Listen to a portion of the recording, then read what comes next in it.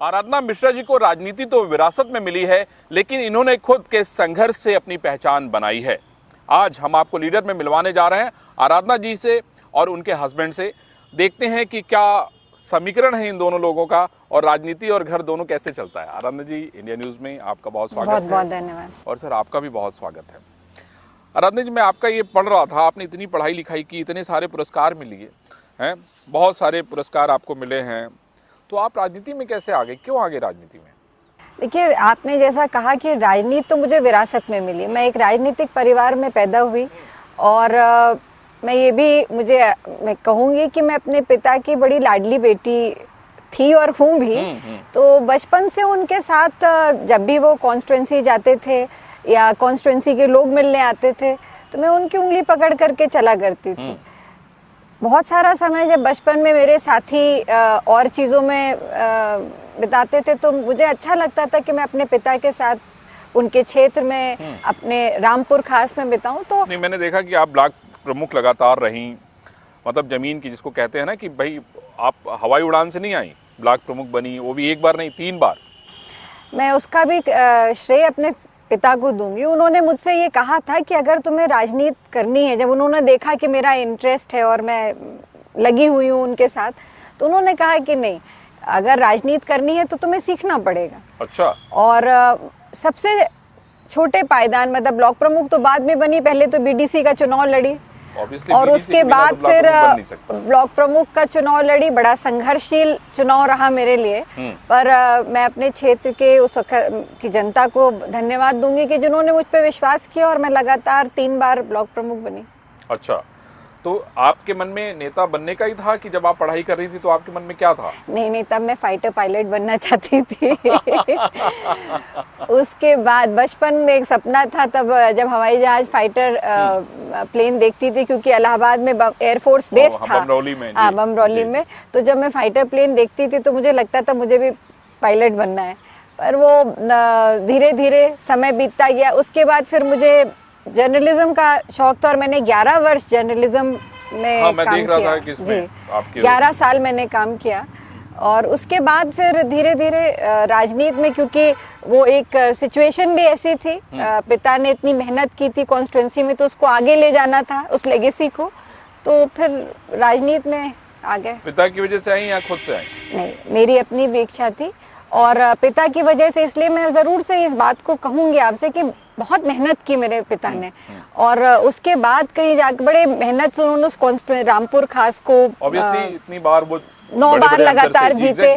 तो मैंने वो पैशन उनके अंदर देखा कि किस तरह से उन्होंने पूरे चीज को लगन से करा और सजाया संवारा, और लोगों का कितना प्यार था। केवल उनको नहीं था लगाव, उस क्षेत्र की जनता को हमारे और हमारे परिवार से उम्मीदें भी बहुत थी, लगाव भी बहुत था।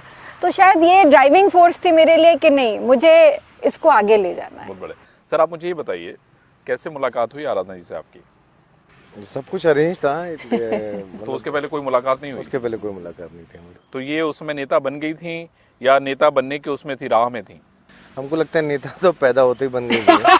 लेकिन जहाँ तक बात इसकी है, तब तक इनका एक सहयोग था, फादर के साथ सहयोग करती थी अपने पिता को, इलेक्शंस में पूरा कंट्रोल करती थी, मैनेज करती थी, वो वाला रोल था। तो अगुआ कौन था आपकी शादी का? मेरी शादी का अगुआ? हाँ, मेरी शादी का अगुआ अब डॉक्टर यहाँ पे वीएन मिश्रा जी हैं।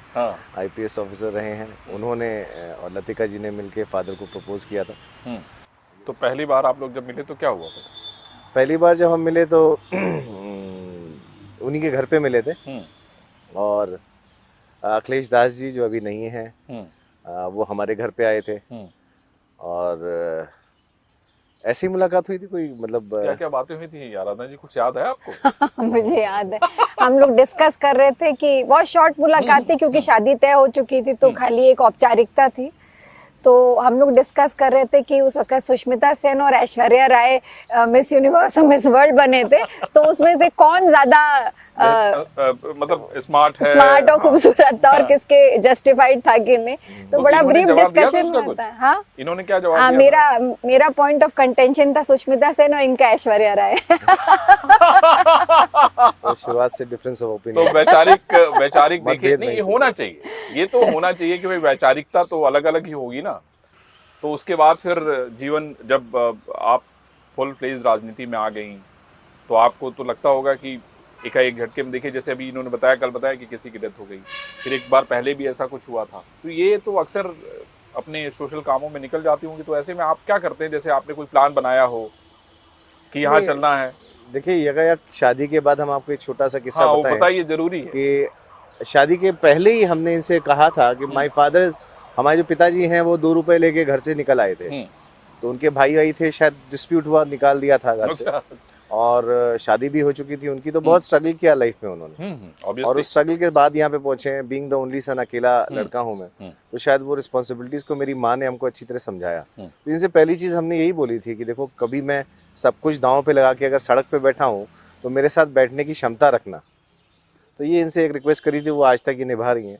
हालांकि ऐसा कुछ मैंने किया नहीं, लेकिन वहाँ से दौर शुरू हुआ। फिर जो आप पूछते हैं इनकी व्यस्तता, तो व्यस्तता में सहयोग करता हूँ, पीछे बैक ऑफिस पूरा इनका देखना या बाकी चीजें होना, और बाकी समय के और ये भी लगातार चुनाव लड़ रही हैं, जीत रही हैं, तो वो स्ट्रैटेजी तो बनाते रहते हैं हम लोग बैठ करके, सारी चीजें बात होती रहती हैं, पॉलिटिकल एडवाइजेज होती रहती हैं आपस में। नहीं, मेरे मन में सवाल ये था कि जैसे आपने कोई प्लान बनाया, महीनों से चर्चा चल रही है, बच्चे भी कर रहे हैं कि नहीं यहाँ चलना है हम लोग का, एक इनको कांग्रेस ने भेज दिया, बोले जी ऐसा करिए, आप चले जाइए पश्चिम बंगाल। मैं अकेले ये नहीं, अक्सर होता रहता है।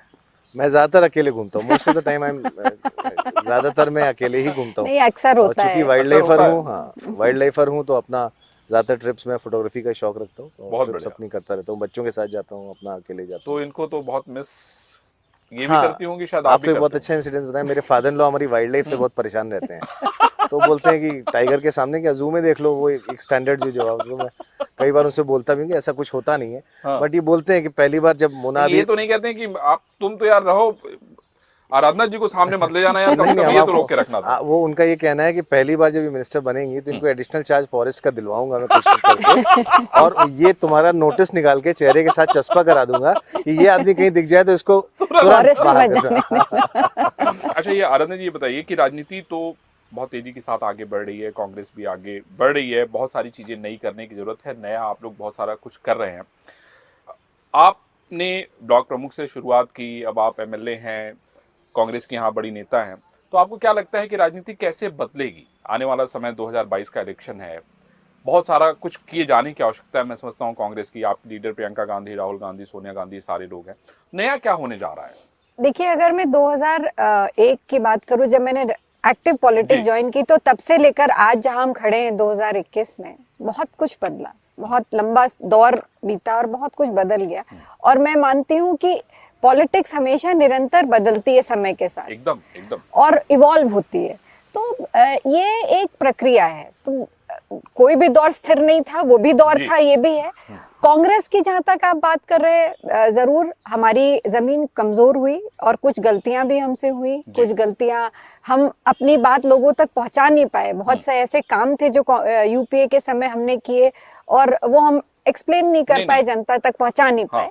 पर एक बात का विश्वास है, जिस तरह से प्रियंका गांधी जी लगातार यूपी की पॉलिटिक्स में जब से आई, और एक मैंने उनकी विचारधारा देखी, मैंने उनके साथ पहले भी काम किया, मैंने देखा उनके अंदर जो कन्विक्शन है, जो सोच है कि एक स्वच्छ सोच है एकदम, मतलब, और मेहनती बहुत है। तो मुझे पूरा भरोसा है कि एक स्ट्रैटेजी जो अब बन रही है, और बहुत जल्दी आप लोगों के बीच में भी हम वो स्ट्रैटेजी लेकर के आएंगे। अच्छा। तो पूरा विश्वास, कुछ नया होने वाला है, बहुत कुछ नया होने वाला है, बहुत कुछ नया होने वाला है। और जब वो नया होगा तो आप देखेंगे कि यूपी की पॉलिटिक्स में कितना बड़ा बदलाव आएगा। बदलाव दिखने वाला है 2022 में, बिल्कुल बदलाव दिखेगा। कमाल है। सर ये बताइए, राजनीति में जब आपसे सलाह लेती हैं या राजनीति को लेकर चर्चा करती हैं, तो आपका क्या रिएक्शन होता है, किस तरह से उसको आप रिएक्ट करते हैं? क्योंकि दिन भर तो राजनीति चलती होगी मेरे ख्याल से। देखिए, हमारा तो रोल वो है कि 20 साल से सबकी बातें सुन रहे हैं, पॉलिटिकल बातें सुन रहे हैं, सब जगह बैठते उठते हैं, तो एक जो जिस तरह का व्यू आ जाता है शायद वो उस एक्सपीरियंस से आता है। तो वो बैठ के हम लोग बात करते हैं, ज़्यादातर चीज़ों को सॉल्व करने की कोशिश करते हैं। और सबसे बड़ी दृढ़ शक्ति कि आप 20-25 साल अपोजिशन में बैठे बिना किसी उद्देश्य के और जनता की सेवा करें, आई थिंक सो इससे मुश्किल काम कोई नहीं हो सकता। सही बात। तो उसमें कोशिश करता हूँ जितना इनको शक्ति दे पाऊँ उस तरह से कि हाँ ये खड़ी हो सकें और अपना काम आगे बढ़ के कर सकें। तो परिवार में सारी जिम्मेदारी आपकी है, नहीं, बच्चों ये को घर का- पढ़ाने की? नहीं, घर क्या का- ये क्या क्या अपने- आपने जिम्मेदारी उठा ली है जो मैं अपना सिर्फ बिजनेस देखता हूँ, मेरी हॉबीज बहुत सारी हैं, मैं उसमें इन्वॉल्व रहता हूँ, और जब इनको काम पड़ता है तब इनके सामने आ जाता हूँ, अदरवाइज सारा काम वो नहीं करती हैं, शी लुक्स आफ्टर एवरीथिंग। मुझे ये बताइए कि इनकी हॉबी बहुत सारी हैं, आपको भी कभी लगता होगा कि नहीं अरे यार आज तो इनकी जरूरत थी, मुझे ये फोटो खींच रहे हैं वहां पे? नहीं हैं? ऐसा नहीं है? ऐसा नहीं है, बहुत सपोर्ट किया नहीं, बिना अंबिका support जी के ने, तो और देखिए चल नहीं सकता। मेरे परिवार ने, मतलब मेरे इन लॉज ने, मेरी मदर इन लॉ अब जो मैं बीच में नहीं है, और मेरे फादर इन लॉ ने, और मेरे परिवार के सभी सदस्यों ने, क्योंकि देखिए बहुत कम एज थी मेरी, और जब मैं पॉलिटिक्स में आई जिम्मेदारियां भी बहुत थी, अकेले हैं अंबिका तो घर की, परिवार की भी थी, बच्चे थे 2, तो सबने मिल करके मुझे सपोर्ट किया। और मैं मानती हूँ कि राजनीति इंडिविजुअल नहीं होती, राजनीति में वही व्यक्ति सक्सेसफुल होता है जिसका परिवार उसके साथ होता है।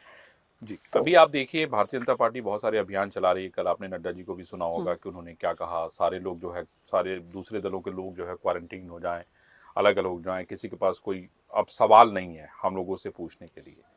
और आप देखिए राम मंदिर को लेके पूरे देश भर में एक अभियान चलाया जा रहा है। तो आप कांग्रेस के पास इन सारी चीजों का की क्या काट है, क्या लगता है कि क्या होना चाहिए? देखिए मुझे लगता है कि देश की जनता को, और खासकर उत्तर प्रदेश जिसकी जनता बहुत समझदार है, इसको अभी पोटेंशियल इसका लोग समझ नहीं पाए। ठीक है, एक दौर है कि आदमी धर्म के नाम पर या जात के नाम पर पॉलिटिक्स राइट कर रही है, वो भी एक दौर होता है, राजनीति का वही दौर चल रहा है, पर जो मूल मुद्दे हैं, कैसे कोई सोच सकता है कि जब पिछले 60 दिनों से देश का किसान सड़कों पे बैठा हो, और कोई एक बड़ा नेता कह रहा हो कि लोग क्वारंटीन चले जाए, उनके पास कोई मुद्दा नहीं, इससे बड़ा कोई मुद्दा है।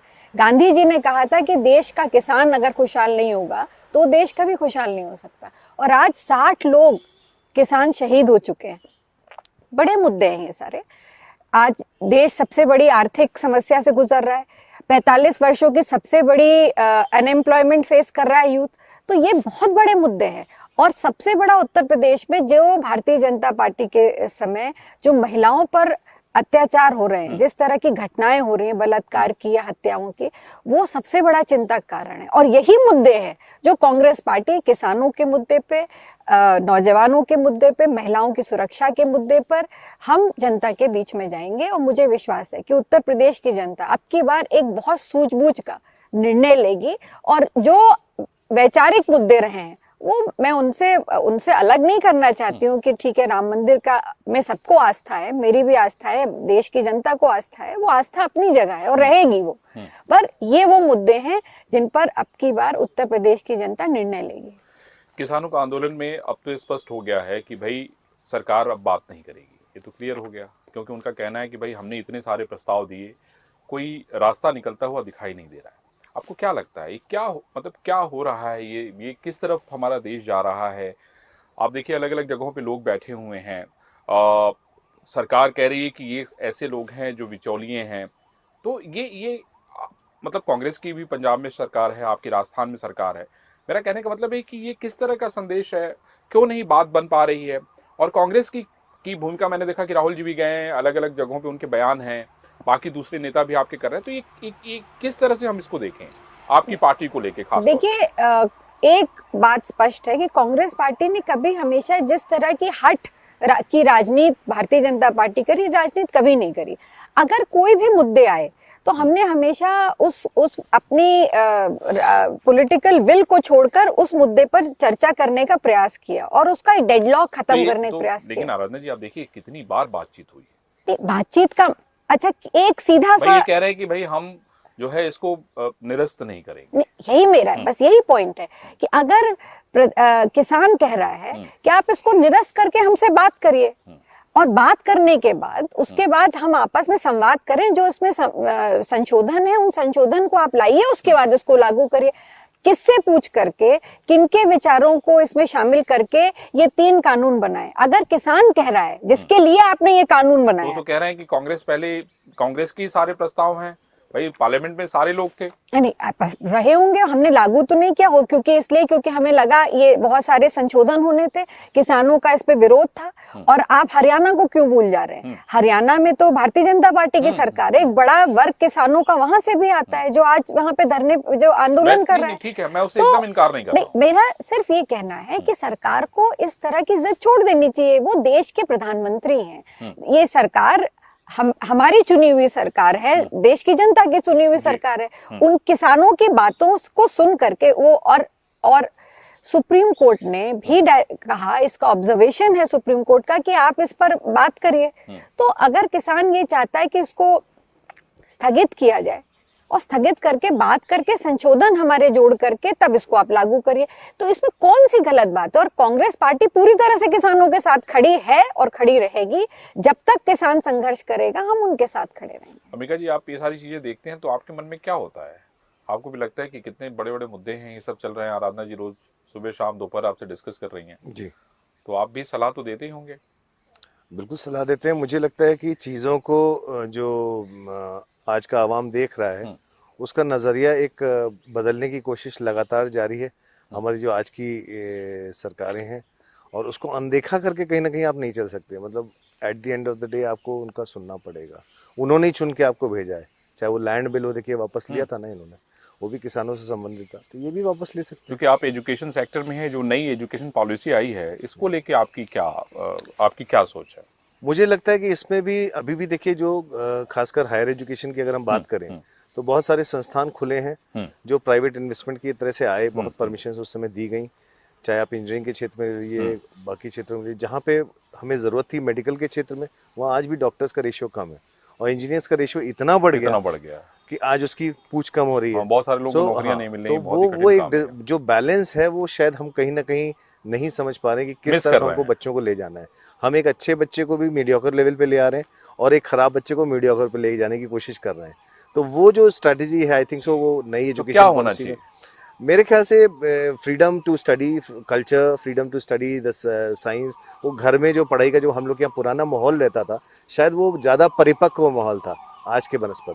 तो नई एजुकेशन पॉलिसी में उसको ध्यान भी दिया गया है कि लैब से बच्चा सीखे, करके सीखे, रादर किताब से सीखे। का जो प्रैक्टिकल अप्रोच लाइफ में थोड़ा ज़्यादा होनी चाहिए, उस तरफ नई एजुकेशन पॉलिसी में इन्होंने डाला भी है। बट फॉरेन यूनिवर्सिटीज़ का जो बिल है उसमें जैसे हम लोग से डिस्कस एक तरह से नहीं किया गया, बताया ही गया कि हम ओपन कर रहे हैं। कई सालों से ये प्रपोजल पड़ा हुआ था, बट उसमें क्या चेक्स एंड बैलेंसेस हैं, क्या नहीं है, अभी तो ये देखने वाला विषय होगा।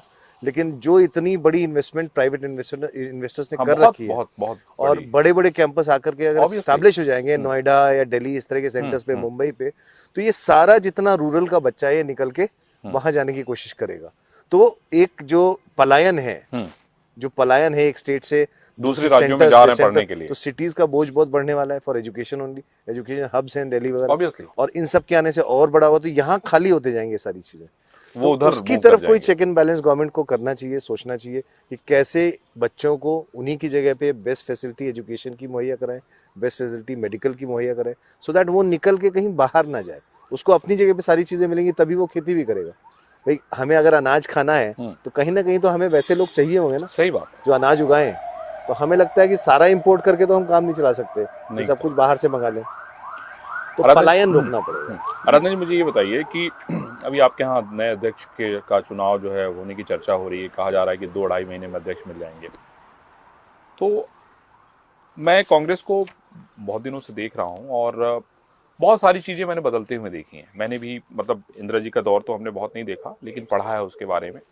राजीव जी जब थे तो हम लोग छोटे थे, और उसके बाद फिर हम लोगों ने नरसिम्हा राव, मनमोहन सिंह का दौर देखा। कांग्रेस को मैंने बहुत बदलते हुए देखा। तो कांग्रेस की जो पिछली समृद्धि थी, जिसके लिए कांग्रेस को लोग जानते थे, पहचानते थे, उसमें बहुत सारी चीज़ें मिसिंग हो रही हैं। कैसे ये सारी चीज़ें ठीक करेंगे आप लोग? बहुत बड़ी चुनौती है। आपके नेता लोग आपको छोड़ के चले जा रहे हैं। मैं यहाँ अदिति सिंह का नाम ले रहा हूँ, बहुत सारे दूसरे लोग हैं ऐसे जो चले गए छोड़ के, टिकट के उसमें चले गए, मंत्री बनने के राह में चले गए। तो ये कैसे आप लोग इसको सब ठीक करोगे? क्योंकि मुझे याद है प्रशांत किशोर भी थे, राहुल गांधी जी भी थे, हम लोग की भी मुलाकात हुई थी, लेकिन चीज़ें जिस तरह से बदलनी चाहिए थी वो जमीन पे नजर नहीं आती, बहुत कठिन है। देखिए, कांग्रेस इस सबसे बड़ी डेमोक्रेसी जो देश है हमारा, उसकी सबसे डेमोक्रेटिक पार्टी है। हमारे यहाँ पे संवादहीनता नहीं है, संवाद होता है। कल भी आप जिसका जिक्र कर रहे हैं CWC की जो बैठक हुई उसमें ओपन संवाद था, जो जिसकी इच्छा थी हर सदस्य ने अपनी बात को रखा। और ये हमारा पार्टी का इंटरनल मामला है कि हम चुनाव कब कराते हैं, और बिल्कुल जाहिर सी बात है जो निर्णय हुआ वो बहुत ही प्रैक्टिकल पॉलिटिकल निर्णय है कि अभी हम अपना चुनाव देखेंगे, जो 5 राज्यों में चुनाव होने वाले हैं वो हमारी प्राथमिकता है। तो प्राथमिकता बिल्कुल पॉलिटिकली हमारी प्राथमिकता है जो 5 राज्यों में चुनाव है, तो वो चुनाव हो जाए। क्या कोई ऐसा तो नहीं कि पद रिक्त पड़ा हो। आदरणीय सोनिया गांधी हमारी प्रेसिडेंट है, तो वो हैं। और लेकिन बहुत सारे अफवाहों को जन्म नहीं दे रहा है। कहा जा रहा है गहलोत जी मुख्यमंत्री का पद नहीं छोड़ेंगे, मतलब वहां से गुलाम नबी जी टिप्पणी कर रहे हैं। सवाल है कि यही तो दिक्कत है। दिक्कत क्या है भाई? सोनिया जी अध्यक्ष हैं, ठीक है, जब नया अध्यक्ष बनेगा तो बात होगी। इन सारी अफवाहों के जन्म देने का परिणाम ये होता है कि राज्यों में आप लोग को जवाब देने पड़ते हैं। ये बहुत आसान बात नहीं है। मैं सहमत नहीं हूँ इस बात से। मैंने फिर उस बात को दोहराऊंगी कि हमारे यहाँ डेमोक्रेसी है, हर व्यक्ति अपनी बात कह सकता है। कोई हिटलरशिप थोड़ी ना है कि किसी ने सड़क पर भी कुछ कह दिया, आंदोलन कर दिया तो भारतीय जनता पार्टी तो है नहीं कि हम उसको जेलें बंद कर देंगे। हमारे यहाँ डेमोक्रेसी है, हर नेता को और हर कार्यकर्ता को। आप नेता क्यों कह रहे हैं? यहाँ तो कार्यकर्ता भी अपनी बात कांग्रेस प्रेसिडेंट से कह लेता है। इतनी बात कह देते हैं कि पार्टी को कहां से, अब देखिए राजेश जतिन पायलट जी, उन्होंने इतनी बात कह दी कि बात कहां से कहां चली गई। वो देखिए सचिन पायलट जी का जो उदाहरण आपने दिया वो उनकी अपनी एक डिफरेंस ऑफ ओपिनियन लोकल थी, पर देखिए लेकिन पार्टी को नुकसान हुआ सर, सब बिल्कुल होता है, मैं इससे सहमत हूँ। जब कभी परिवार में झगड़े होते हैं तो उसका नुकसान परिवार को उठाना पड़ता है। जब 5 उंगलियां एक बराबर नहीं हो सकती, तो परिवार में जब बहुत लोग रहेंगे तो ये सब चीजें तो होती रहती हैं। इससे बहुत चिंता करने की आवश्यकता नहीं। सबसे पुरानी और सबसे बड़ी पार्टी है, एक स्वच्छ विचारधारा की पार्टी है, डेमोक्रेटिक सोच की पार्टी है, तो इससे कोई बहुत फर्क नहीं पड़ने वाला। हमारा उद्देश्य चुनाव के लिए मना नहीं किया, बस चुनाव को कुछ समय के लिए टाला गया है क्योंकि ये 5 राज्यों के चुनाव महत्वपूर्ण हैं। इसके बाद फिर प्रक्रिया तो हमेशा पहले भी होता रहा है। रंजन जी, आपसे पार्टी ने पूछा होगा, यहाँ पे देखिए आम आदमी पार्टी आ गई है, निषाद पार्टी है, ओवैसी की पार्टी है, कई पार्टियां आपस में गठबंधन कर रही हैं। तो इस बार भी क्या कोई उम्मीद हम लोग करें कि कुछ नया देखने को मिलेगा? कोई आप लोग कोई नया प्रयोग करने जा रहे हैं?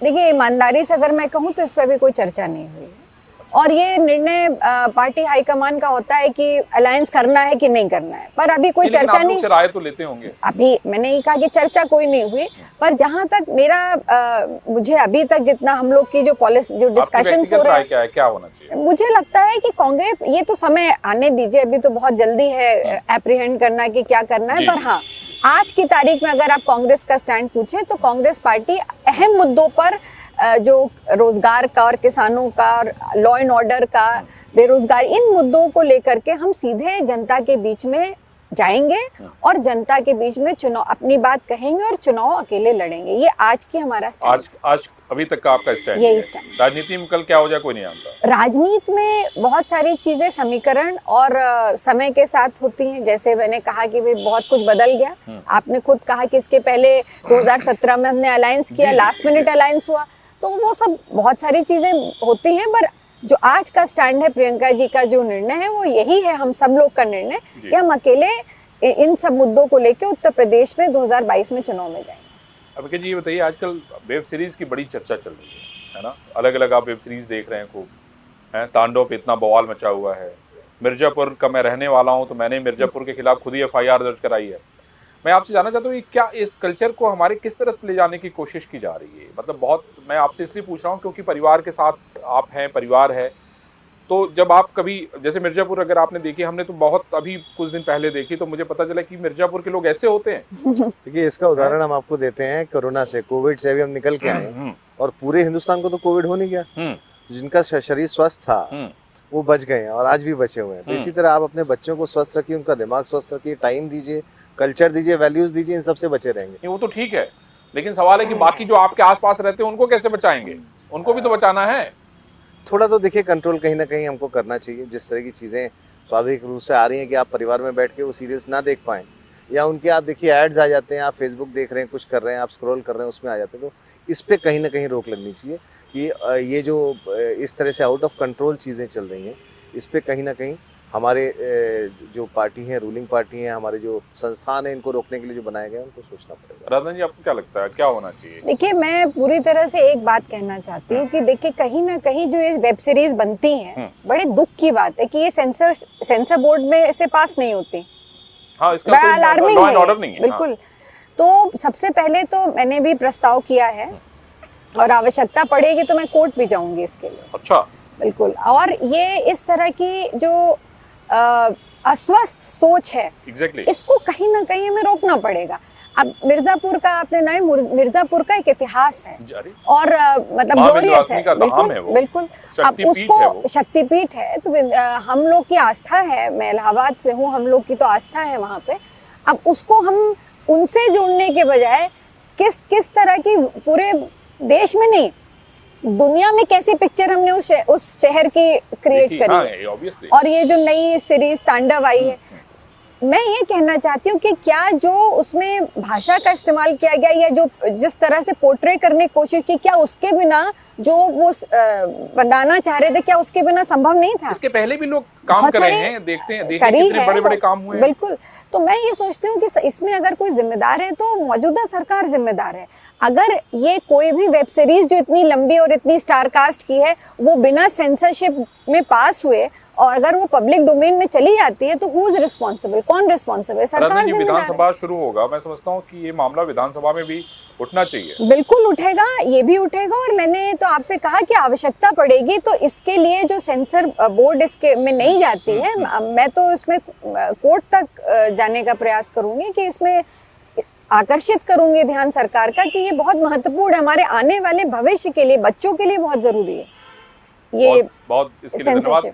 अमिका जी, बताइए, आप दोनों लोगों में खाना तो ऑब्वियसली आराधना जी बनाती होंगी, आप क्या बना लेते हैं? मैं मैगी बना लेता हूँ बस।